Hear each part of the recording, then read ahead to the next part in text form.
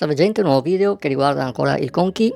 Oggi vediamo un Conky Alarm, ovvero un Conky che dopo un determinato numero di minuti da voi deciso emette un suono. A cosa può servire? Boh, per esempio, se al computer avete da mettere sotto carica il telefono per o fra 20 minuti, cliccate, aprite il Conky, inserite 20 minuti e dopo 20 minuti il Conky vi manda l'avviso. Allora, andiamo a vedere a schermo di cosa si tratta. Eccolo qui. Allora, questo è allora lo vediamo nel mio, eccolo qua, va sempre messo all'interno della cartella .conky, in questo caso la cartella alarm.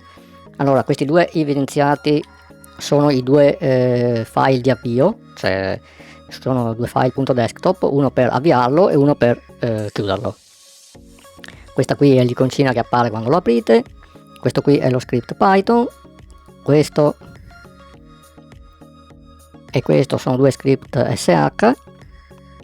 Gli altri sono file di testo che servono al Conky per salvare i dati, l'iconcina del Python. Queste qua sono le icone scelte per il file .desktop e questo qui è l'avviso in due formati, scegliete quello che volete, che emette il Conky alla fine dei minuti.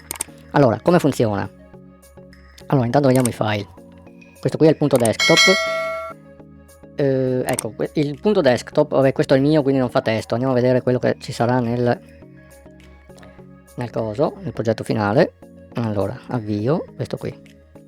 Ecco, vedete qui ho specificato 2 righe commento, perché? Perché questa istruzione contiene il $home. Siccome non tutti i sistemi espandono $home, se il vostro sistema non dovesse supportare questa funzionalità, dovete sostituire $home con /home/ e il nome della vostra home. Infatti qui ho rimesso tutta la riga solamente commentata, quindi basta che sostituiate qua dentro dove è evidenziato il nome della vostra home. Lo stesso per il .desktop per chiudere il Conky, vedete che qui c'è il $home e anche qui fate la stessa cosa.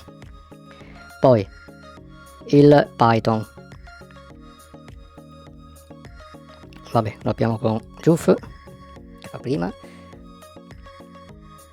Vabbè, il Python qui è sempre il solito, qui c'è l'importazione, qui vi prende la home in automatico, qui ci sono i percorsi di base, qui ci sono altri percorsi messi a costante, poi il file inizia, vabbè, fa sempre le sue cose, bla bla bla, estrae i dati, insomma, setta gli orari, minuti, cose, converte le stringhe, fa un po' di robe, insomma, per salvare tutti i dati che servono, e poi li salva appunto sui file di testo, niente di particolare. Poi vediamo l'alarm.sh, eccolo qui, anche questo qui non dovrebbero esserci cambiamenti da fare, perché qui la directory principale qui è /home/ il vostro nome della home, e quindi questo è quanto. Questo vi serve per chiedere a terminale i dati, e l'altro file sh per rimuovere la riga dai file di testo, la prima riga, altrimenti la rilegge ogni volta. Quindi come funziona? Supponiamo che voi dobbiate, ecco, io l'ho osservato già qua nel pannello in alto, lo vedete, 1 e 1, 2. Supponiate che voi non so, abbiate messo in ricarica il telefono ci deve rimanere 20 minuti. Voi andate qui, cliccate, vi si apre il terminale, eccolo qui, che vi chiede quanti minuti devo aspettare prima di suonare. Voi inserite 20 minuti, io inserirò 1 minuto, premete invio e vedete a video che si apre il Conky Alarm. Timer inserito alle 14:33 per 1 minuto, quindi alle 14:34 dovrebbe suonare. Attendiamo, ecco, qualche secondo di ritardo, comunque suona. Come si fa per spegnerlo? L'altro file desktop, tac, e il Conky si chiude. Sarà disponibile sempre sul mio profilo GitHub, e quindi noi ci vediamo alla prossima volta.